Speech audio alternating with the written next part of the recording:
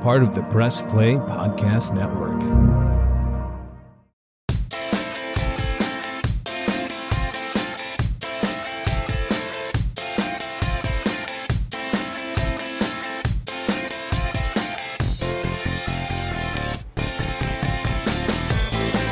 Hi, everyone. Thanks for stopping by to Sable Brothers on the Baseline podcast right here on the Press Play Podcast Network. We're your hosts, John Sable.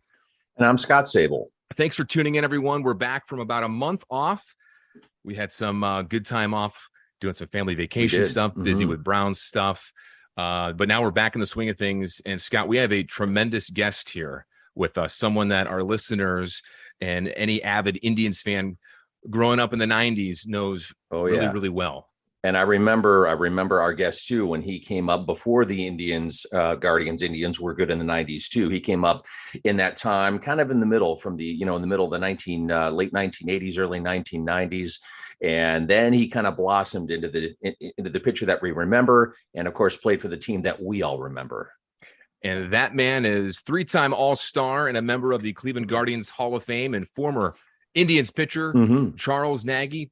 Charlie, thanks so much for taking the time with us today. No, thanks for having me. So fans real quick would love to know, what are you doing these days? I know recently you were helping out with the Guardians radio broadcast on a road trip right about a month or so ago. But what are you doing now? Are you doing some broadcasting? I know you were a pitching coach for a little bit there, but what is Charlie Nagy up to these days? We just recently dropped our youngest off at college for sophomore year down at Baylor, and now just driving my wife crazy a little bit. But for the most part, yeah, it was nice that, Curtis gave me a call. I did it before a few years back when the then Indians were in Anaheim, filled in on the radio and did it for this road trip because Hammy, they had their first grandson. So it was fun. It was fun to get out and to see the team. I've been following the team in the newspapers and, watching a few games here and there, but it was nice to get there and see them in person and see how they're playing. Is broadcasting something you always wanted to try, even when you were a player looking down the road, once your career was finished? I never really thought about it, but, the old face for radio thing that, but no, it was just, an opportunity that, they asked, and I was, that'd be great. It'd be a lot of fun. So we'll see where it goes from there. Now, Charlie, you were doing some pitching coach for the Diamondbacks and the Angels for about 7 seasons. I think the last time you were with the Angels, 2018, maybe. Yes. Is that something you still want to maybe get back into coaching, maybe managing, or you still, you had that and want to try a different adventure? It's a possibility, I got let go by the Angels at the end of Mike's contract. When that ended, they decided to clean house and a little bit and go a different way. And at that time, then all of a sudden COVID hit. So it was a good time to be out of the game, I guess. But yeah, looking forward, it was also a good time because my youngest was, graduating high school and going through the whole college thing with her was, it's just a great experience and really enjoyed doing that. And now, we'll see what happens going forward. A lot of times it's not what you want to do. Sometimes it's, maybe if the phone rings or something like that, but I'm always interested. I love coaching. It was fun. It's, getting back in the game, being part of the game, and the kids are great and teaching baseball and, it's baseball and I enjoy that very much. Where is home for you right now? We live in San Diego. Okay. A little town north of San Diego, Solana Beach. So you grew up in New England, is that correct? I did. Grew up in Connecticut, yes. Connecticut. So you remember the Cape Cod Baseball League, which I believe you played in too, right? In the 1980s? 87, I played that summer in Harwich Mariners.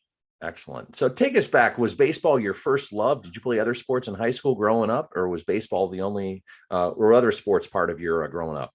Yeah, no, I had 2 brothers. We, it was football, basketball, baseball, just kind of went with the seasons. We were a big football family. My older brother played football in college and he still coaches football. He coaches over here at Allegheny College. He's a head coach over here in Meadville, PA, getting ready for the season right now.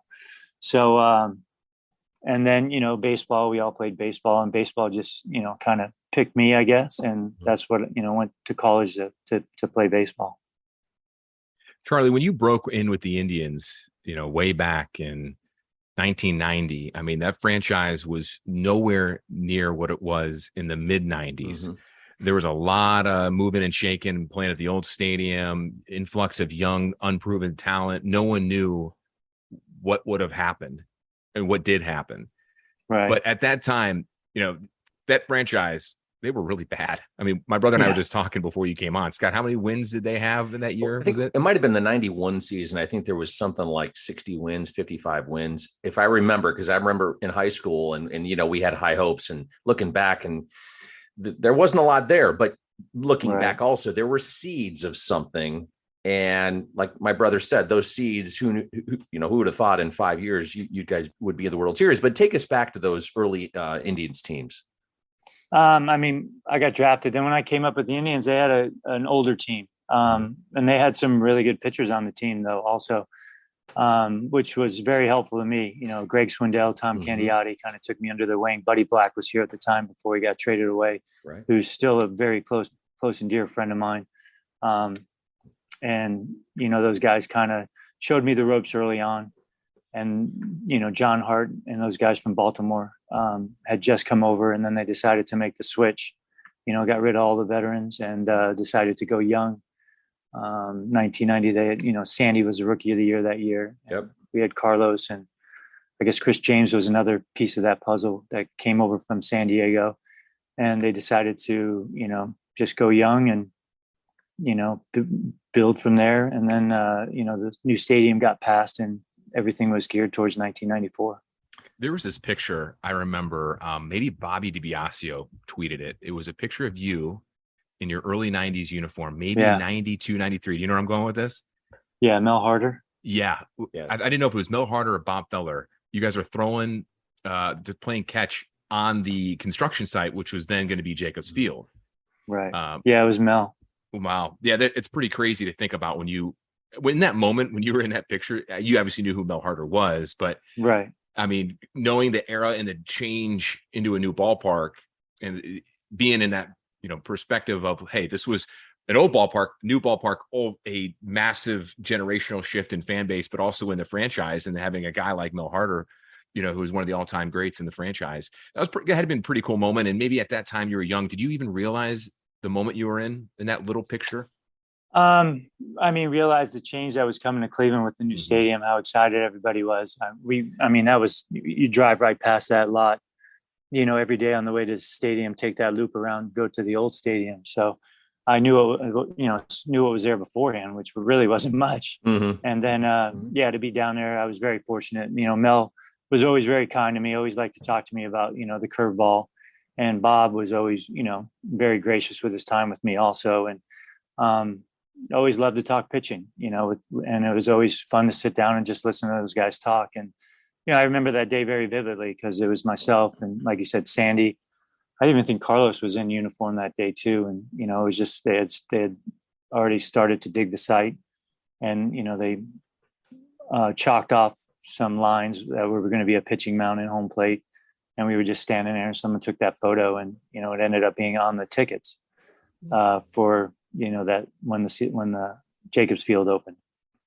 So do you have any good Cleveland Stadium stories? I mean, looking back, we've heard about some weird ones here with that old ballpark, and it certainly wasn't as friendly as the new parks. No. And any good stories playing there and walking through there and go, what's going on here? Anything going on that you remember? Just that it was a really long walk from the dugout to the clubhouse, and then you had to climb some stairs. We had an auxiliary clubhouse upstairs, which was, probably my more fun place to go to hang out, because you just kind of got away from everything because the clubhouse was so small. Everybody was on top of each other. Light bulbs getting not broken, because people were upset on the way back, so it was a long, dark, dingy walk back to the clubhouse or the dugout. The dugout steps were really steep going up and down. Guys fell all the time coming back into the dugout. But it was, and like you guys said, it was full two times a year, usually July 4th for fireworks and opening day. You had a big crowds. And other than that, you pretty much knew who was in the stands each night. So you're, very friendly with the people in the stands. We had Ron Pruitt on a few months back, and he told us a funny Municipal Stadium story. Scott and I grew up going to that stadium, and he told us one story that many people probably didn't know was at the time when he was playing, he didn't know that there was in the team. A lot of players didn't even know that there was a auxiliary batting cage beyond right field that was actually remember that, Scott? It was like a shed. I do remember that. And that it was used mainly for like equipment for the Browns, and that they didn't realize it was there. The players, no one ever gave them the memo, Charlie, that it was there until like midway through the season. And then they, I forget what year that would have been, Scott, like 83 or something. Yeah. And they had to pull out to use it. They had to pull out all the Browns stuff just to get it. And then they had to drag it out, like you said, because they didn't know it was there.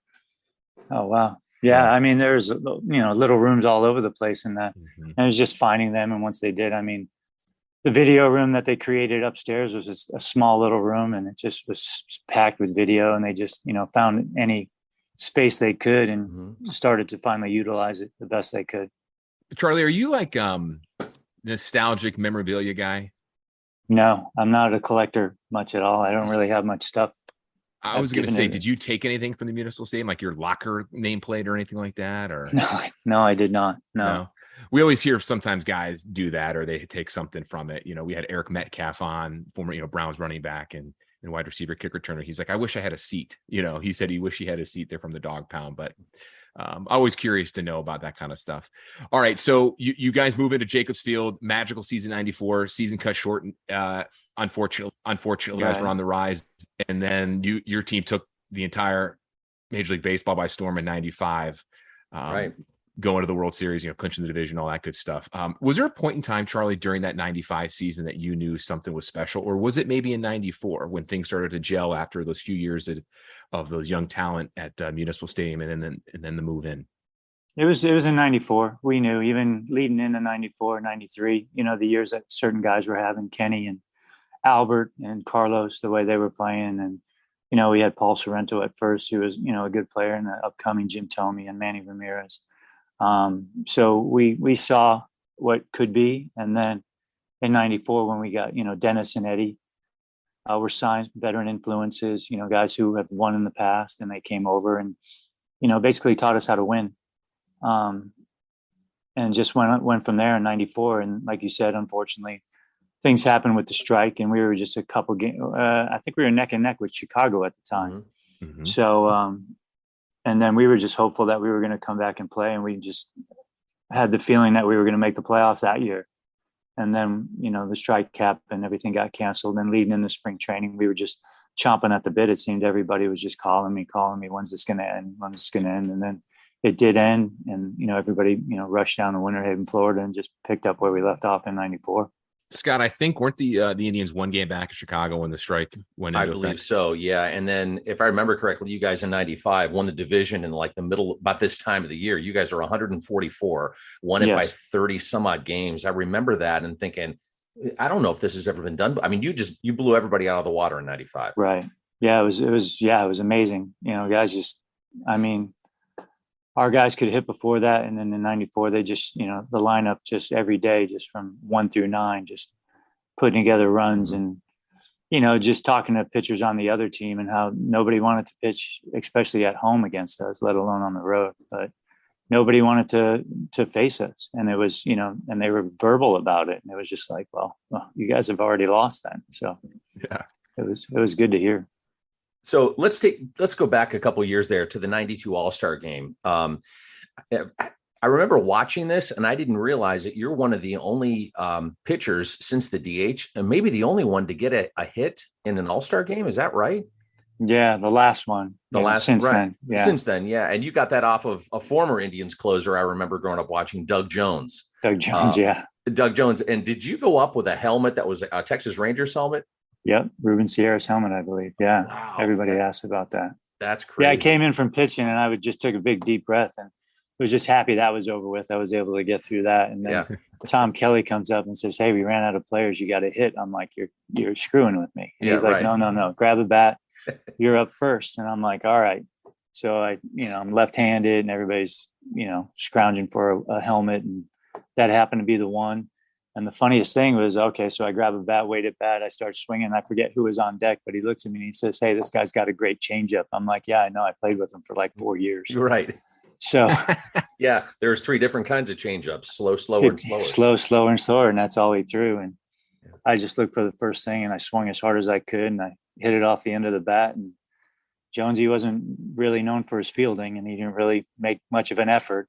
And next thing you know, I just ended up on first base. Charlie, a lot of pitchers didn't like hitting, especially when interleague came in years later. And obviously you weren't one of those guys that liked hitting. Was that something you just completely dreaded just because of, you're afraid of maybe getting hurt or pulling something, just getting out of routine? No, I mean, I wish we could have hit more. It was just few and far between for us being in the American League. I didn't really, we didn't ever got a chance to touch a bat. So all we were told to do is just go shag, because, that's all we did for like an hour every day. Our hitters hit, and they got ready for the game, and we shagged. And even when interleague play started, it was just like a week before, maybe go in the cage and bunt a few and that sort of thing. So, but I enjoyed it very much. And it just, for a lot of reasons, just because it was fun, something different to do. And the other thing, it just gave you that different perspective, never really stood in the box before in quite some time. And all of a sudden you look out and it's like, man, that guy's close. Or just a strike zone, the ball comes in, it looks like it's way outside and the guy calls it a strike. You're like, just to get that perspective on things, just it's like, oof, never hadn't had that in a long time. Are you bummed that the DH now is into effect league wide and the pitchers don't hit anymore? As a fan now looking back at it? Yeah, as a fan, I am. I kind of, differentiated to 2 leagues, the American League and the National League, but now, it is what it is. And you just go from there. But I kind of liked it when the pitchers hit it. It's just a different game, different strategy. And now the strategy is all the same. So you mentioned your kids, your youngest is going off to college. Do they ever call, you up on YouTube looking at a clip and go, hey, Dad, what was this back in the day? Because I'm sure they weren't around when you played. Do they ever go back and kind of check you out back in the 90s on YouTube, on the internet?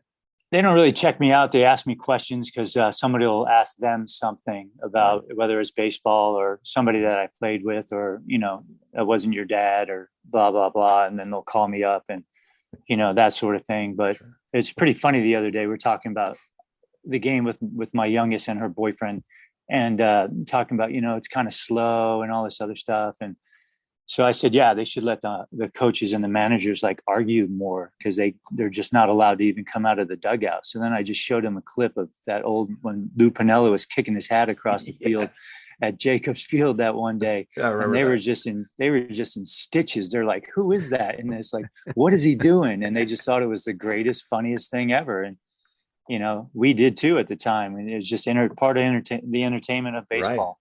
Right. And that just doesn't happen that much anymore. So, and they were like, yeah, we'd love to see that. And we'll have more from Charlie Nagy right after this.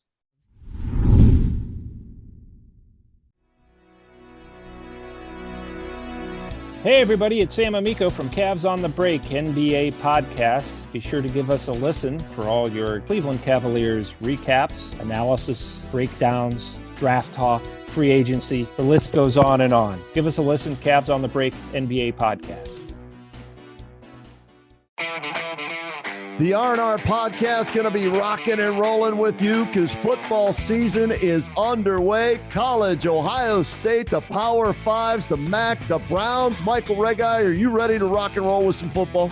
Kenny, I've been ready. This is our time of year. This is what R&R is all about. We're going to be with you every week. Kenny just said it. Browns, NFL, Ohio State centric. So you got to stay with us all fall and winter long here on R&R. That's right. The Regai and Rhoda podcast coming to you here on the Press Play Podcast Network. Subscribe now and don't miss a show. What's up, everyone? Chase Smith here, host of the Chase Smith Podcast, and my podcast reflects who I am. My hobbies, my interests, my passions, my curiosities, my careers, my questions, and my family. I'll spend time talking about all types of sports, movies, TV shows, trending news stories, and other cultural events, and even faith. This is who I am, and I hope I can get to know you as well. Join me on the Chase Smith Podcast, and let's have some thought-provoking conversations, only on the Press Play Podcast Network.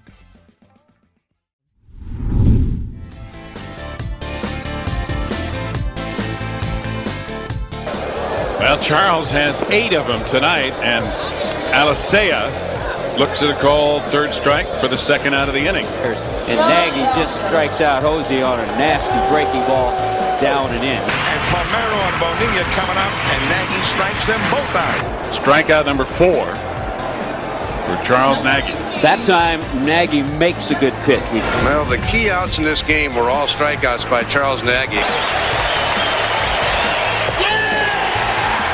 That is number 12 for Nagy in 6 innings. Runs the fastball in and gets him. Pena down on strikes. Nagy has 4 in the first 2. Strike 3 with a changeup.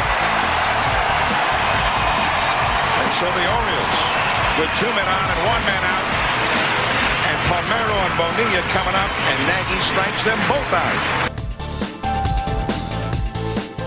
When we go back to those 90s teams, Charlie, obviously you guys fell short in 95 and then again 96, 97. But when you guys lost in 95, was there like a sense of, you know what, we'll be back? Or, you know, nothing's guaranteed, obviously, but right, the confidence and then the feeling that we'll be back, but you didn't get back there for 2 years. What was that? I mean, obviously a massive disappointment. You guys went up against arguably the best rotation in the history of the game.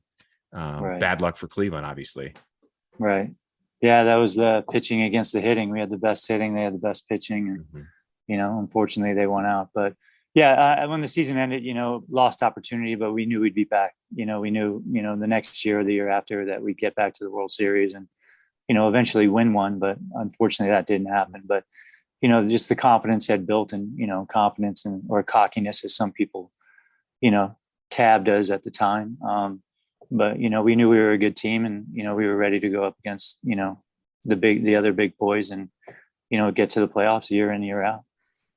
Any good stories from the mid late 90s? I mean, you had a lot of characters on the team. You know, we've heard about the Albert Bell, Mr. Freeze story with him with the thermostat and a few other stories. Any good family friendly stories that you remember that looking back at the time might not have been all that funny, but now you can kind of get a good laugh about it?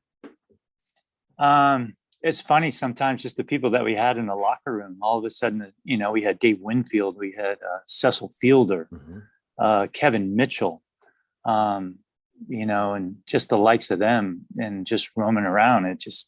And they're on the bench all the time. And they're just, you know, guys that you just didn't expect to be on your team. And they were, and it was just great. And just, you know, on the planes and hanging out with them, and they're playing poker in the back. And it's just like, holy crud, this 5 years ago, like you said, could never imagine that this would be going on in Cleveland, but it was.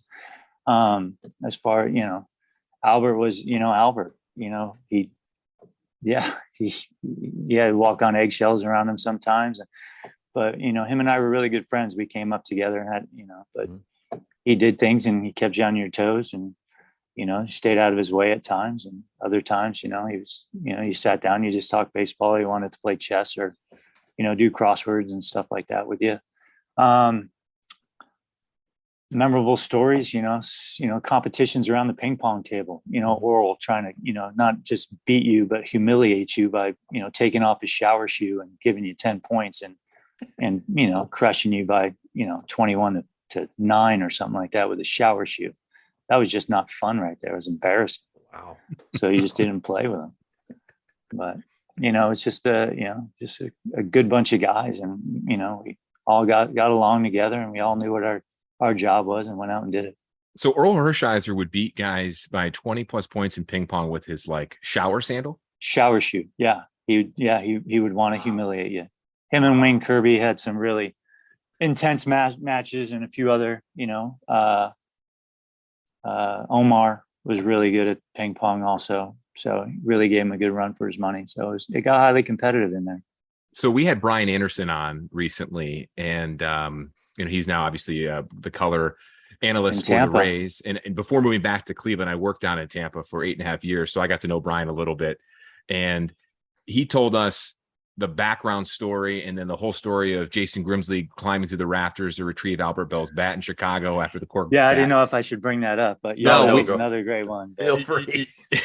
So, I just saw Jason. Yeah, Jason's here for the golf tournament. So I was on the bus yesterday, and I guess he's got a book coming out, and that's a big part of the book too. Is that, that time in Chicago when all that happened. And yeah, that was just an unbelievable thing that, you know, to go up through the rafters and come down and swap bats out, and, you know, and Mission Impossible the whole way.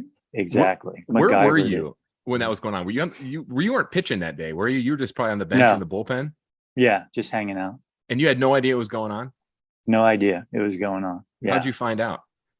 When everybody else found out the next day, because they replaced a black Albert Bell bat with a white Paul Sorrento Wilson model, something like that. And it was just like, you know, who knows? But yeah, and then all heck kind of broke loose after that. Wow. Can you imagine that happening now? Something like that with social media, how that would have been blown out of proportion, and probably would have had, a couple weeks legs in the media circuit if something like that happened today. Oh, without a doubt. Yeah. So baseball now, at least in the last 5 to 10 years, I would say it's changed somewhat. You have almost like a 3 outcome sport. There's a lot of, the balls aren't put in play as much. You have a lot of guys striking out a lot more. The game has changed. I mean, maybe not the way they play it, but when you look at the numbers, it's a lot different than what it was even in the early mid 2000s. Is it a game that you like watching? Do you wish baseball would kind of shift back to where it was? What's your stance on that? I mean, there's some good things. It's, the athleticism of the players is obviously top notch nowadays. Mm-hmm. We had great athletes back then, but the training the way they train and prepare and eat and all the other stuff, and the information that they get, the analytics side of everything is, but it has changed the game to the point where, it can be tough to watch at times, because it's either a home run or a strikeout, the outcomes. And, you go from 0-2 counts a lot from a pitching standpoint to, 3-2 counts and long games. The games seem to drag on at times. And, but what they do out there and how hard and how far they hit the ball is pretty amazing. And nowadays, if you're not throwing 95 to 100, right, it seems like every team has, everybody's coming out of the bullpen doing that. But that's very impressive also to watch. But in our day, it was you try to use the least amount of pitchers in a game as possible. And now it doesn't matter how many pitchers you use in the game. So right, trying to change. Yeah, if you go 5-6 innings, and that's considered a good outing. Back then, 5-6 innings, and that was not a good thing. Right, you're wearing out your bullpen. You're not helping your team. So, yeah, you didn't train for that either. I mean, you were conditioned to do that, to pitch deeper into games, and you were taught, how to pitch, how to pitch to go through the lineup the third time around, and to understand what you needed to do to get, to pitch deep in games and, not waste, not throw 150 pitches. Does that change as a pitching coach? Would that change your approach as a coach compared to coaching a player 10 or 15 years ago, knowing that the pitching and them only pitching potentially 5-6 innings is different now than what it was then? Does that change your approach? It never changed mine. I mean, I always, wanted my guys, or I always went into it with the thought and letting everybody know, I want my guys to pitch innings. If starters pitch innings, it takes a big burden off the bullpen, and, it means you're successful and good things are going to happen. So I always tried to, emphasize, try and get guys out early in the counts, strike one, strike two, you don't have to go 3-2, try and fool them all the time. But that's things are valued differently now. Strikeouts are valued more than just outs these days, it seems, or good defense. Use the defense. But I always tried to emphasize, and always wanted my guys to pitch deep in the ball games. I remember there was a guy, it might have been Greg Maddux, I don't remember, back in the mid-late 90s. He pitched a complete game shutout, and it was 76 pitches. Yeah, that's unheard of today. I mean, talk about one of the most efficient pitchers out there, but you don't see that today. No. Yeah, he probably struck out about 5 or 6 guys, but right in the midst of that. But yeah, now it's, the high strikeout, and with the high strikeout comes high pitch counts. So you're not going to be out there that long. So Charlie, who would not like this era of pitching in baseball? Bob Feller. Right. I've read a few Bob Feller books, and I got to meet him when I was young. And just knowing how he was, and hearing stories of other previous players and members of the organization just being around him and everything. And he would not like this era of pitching, and he would probably call it the babying of pitchers and pitch counts and, all that stuff. But it is kind of funny. A lot of things have changed, obviously, since then. I think Bob was probably just getting loose after his 75th pitch. He's just kind of starting to settle in right there. And he had another 75 to go, 75 in him. So I remember, him talking about that. He was geared to go 9, 10, 11, 12 innings, whatever. And that's what they did back then. And they pitched, 300 plus innings a year in a 4-man rotation. Nowadays, now we have 6-man rotations.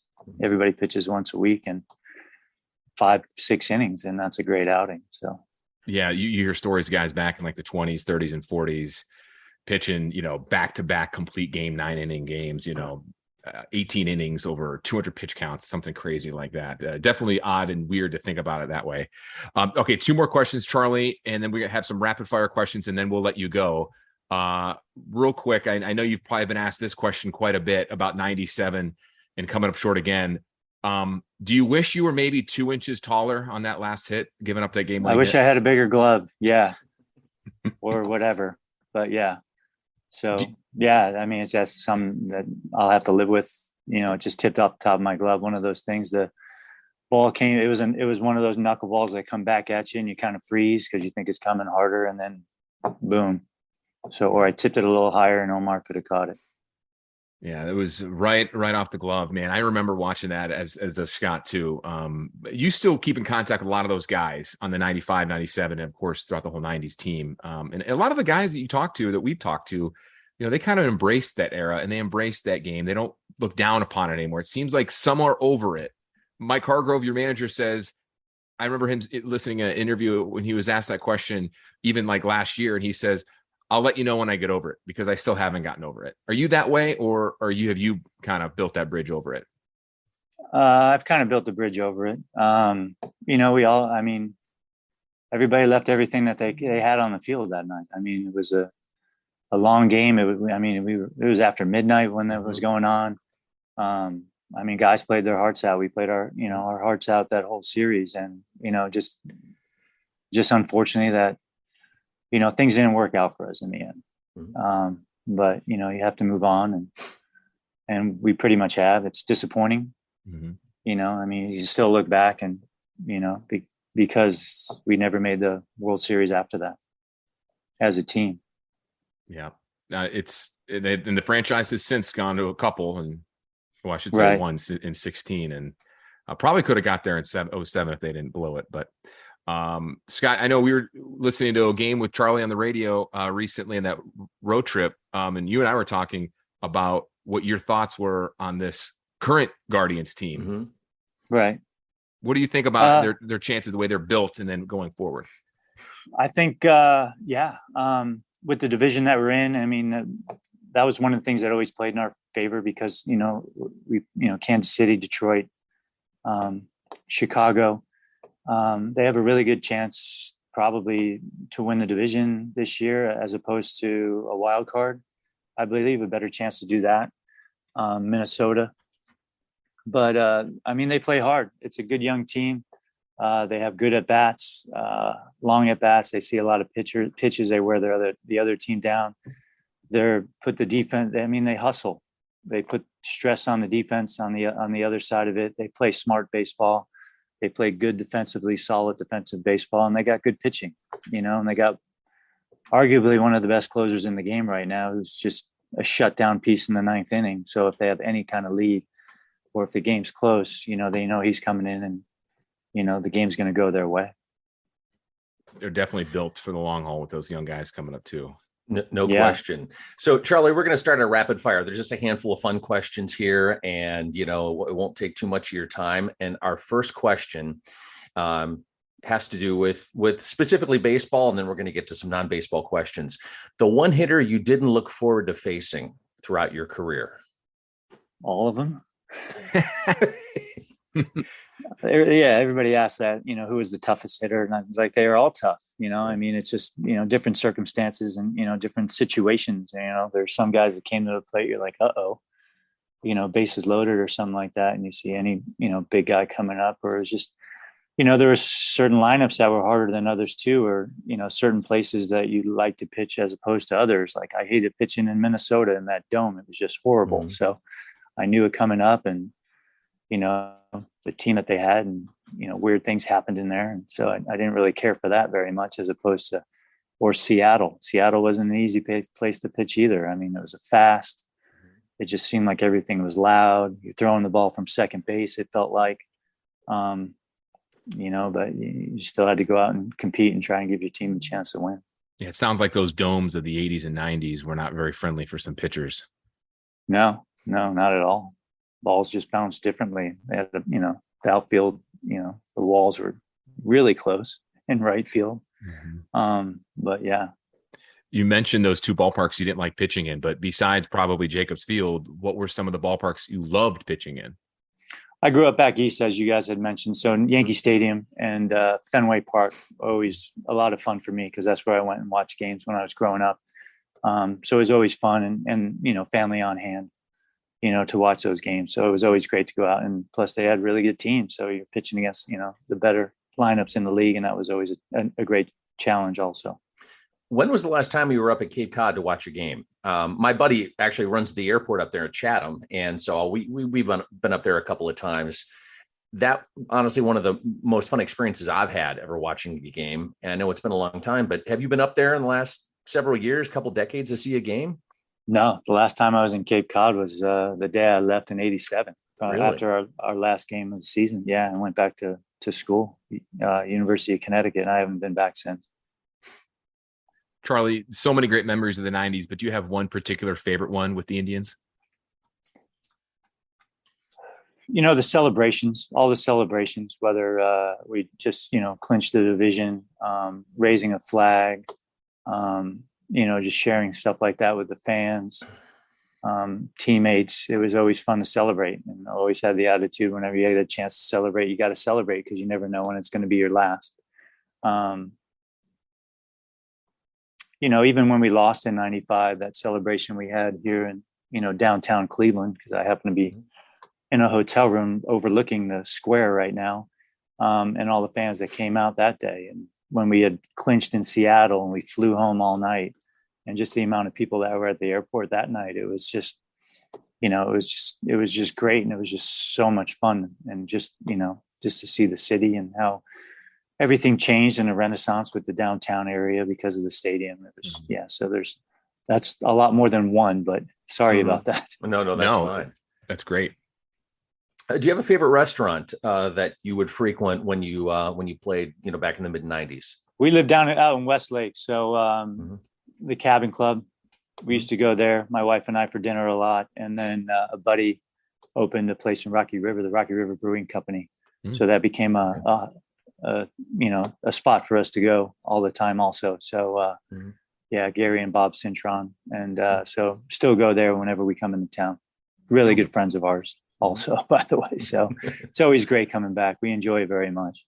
You probably make it back, maybe once or twice a year, if that? A couple times. Yeah, it was always, And then when I was coaching, when we come back, that was, stay for a little bit longer. But yeah, definitely make a point of it. And now this is the easiest route for me to get to Meadville, PA, is to come through Cleveland or to go watch my brother play. Yeah. Right. So usually just fly into here and either go over there. Last year we came in, watched them go down and play at Worcester.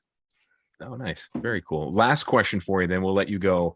And this is always a fun one because we always like asking this. I don't know, are you TV streaming guy? And if you are, do you have a favorite show that you watch, or a show that you watch with your kids or your wife? I'm not really a big streaming guy. I'm still just regular cable, watch the local, Channel 8, the news. I like watching the news and the shows that come on after. That's how I usually, know what time it is. But yeah, we've streamed some shows, and off the top of my head, I really can't remember what we have, but we've watched what pretty much everybody else has watched. Well, Scott and I like that you like watching Channel 8. I think that was a nice little plug right there. That's job security right there. It is. No. Well, Charlie, we want to thank you very much for joining us. You are definitely one of the players who, on the top of our heads, from the 90s that we remember watching. We looked up to, tried to emulate, certainly pitching, not very successful at it when I played. But we want to thank you very much for joining us. No, thank you guys for having me. No, my pleasure. It was great. Appreciate it. Thank you, Charlie. Best of luck to you guys. Absolutely. And big shout out to Nate with the Guardians for helping us set this up. Nate, we really appreciate that. And Charlie, enjoy the rest of your stay here in Cleveland. Maybe we'll catch you up. Who knows? If the Guardians make a playoff push, we'll maybe get in touch with you and maybe do some playoff preview. That would be awesome. Appreciate it. Thanks a lot. Take care. Thank you. Bye-bye. Bye. Well, John, as always, that was fun. Reliving some of the 90s. You know, Charlie Nagy, you know, he's a kind of a low-key guy. You know, he's not going to be you know, jumping up and down, which is okay. I like kind of low-key guys like that because you can kind of, when you talk to him, you kind of see inside him, you know, that cerebral mentality when he's reliving some of the stories. And he's one of those guys I always love watch pitching. He never got too emotional, right? He kind of kept the level, an even keel when he pitched. And you can kind of sense that when we talk to him here. I always thought he was one of the most underappreciative and underrated players in those 90s teams. Kind of got overlooked a lot. He got overlooked with the namesakes of Orel Hershiser and Dennis Martinez, and then all the hitters. Right. He didn't strike out a lot of guys.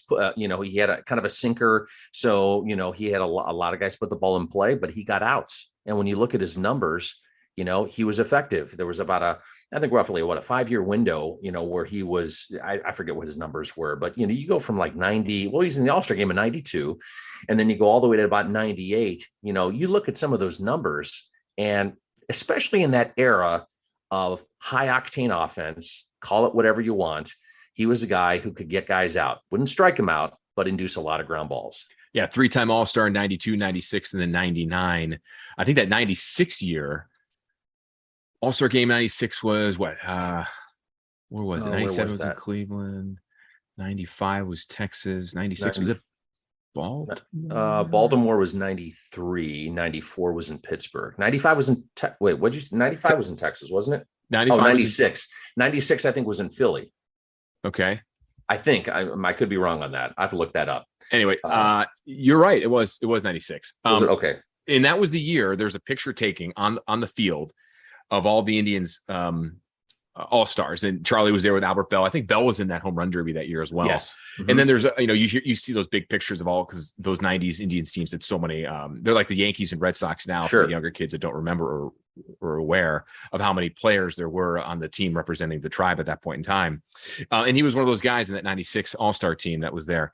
A guy that, one thing I do like a lot about the fans' perspective of him, they never gave Charlie any grief of giving up that hit in 97. No. Because Jose Mesa was the one that blew the save and ultimately Correct. got all the grief, and still does to this day. But a class act all the way. It was great to hear on the radio on that 11-game road trip recently here in the summer for the Guardians. And it was great to hear him on the radio. I'm driving into work, Scott, and I'm like, is that Charlie Nagy doing it with Right. Jim Rosenhaus? So it was cool to see his perspective of the current Guardians as well. Right. And maybe it's just a sign of me getting older, but I always love to ask a lot of the people we interview, okay, what are your kids? Do they remember you playing? Probably not. Do they ever look you up? And he was talking to his daughter's boyfriend, and he was saying how slow baseball is. Man, these guys are, because every 99 times out of 100, you look in the dugout and the manager, they look like they're just sitting there. Mm-hmm. And then he calls up the Lupinella, kicking the dirt thing. It's like, whoa, this was something else. And look, it doesn't happen a lot anymore like that, but there were a lot of characters. It's neat to see that, the reaction from a lot of the players that we grew up, their kids who are now adults, looking back at their careers and those times. Absolutely. Yeah. Great stories there from Charlie. It was amazing to catch up with him and give us his perspective on this current team, that also, Correct, yeah. Also going back in history there. Again, big shout out to Nate with the Guardians for helping us set that up, and big shout out to the Press Play podcast for making this episode happen. Scott, I think I'll wrap it up here. We've took us some time off. We've got some good shows coming up in the hopper. We do. We want to thank everyone listening and subscribing on YouTube and Apple. And then remember, you can follow the pod at Sable Brothers on Twitter. You can follow me at John_ on Twitter as well. And on me, Twitter as well, Scott Sable, FOX8. If you have any suggestions, criticisms, send us a message. We'd love to hear from you. And we're heading right into football season now. So it's going to be an interesting time here. We're going to probably talk more about Guardians as well, and talk about the Browns too. Lot to come. Yeah, should be a fun time. And thank you for listening, everyone. We'll check you guys next time.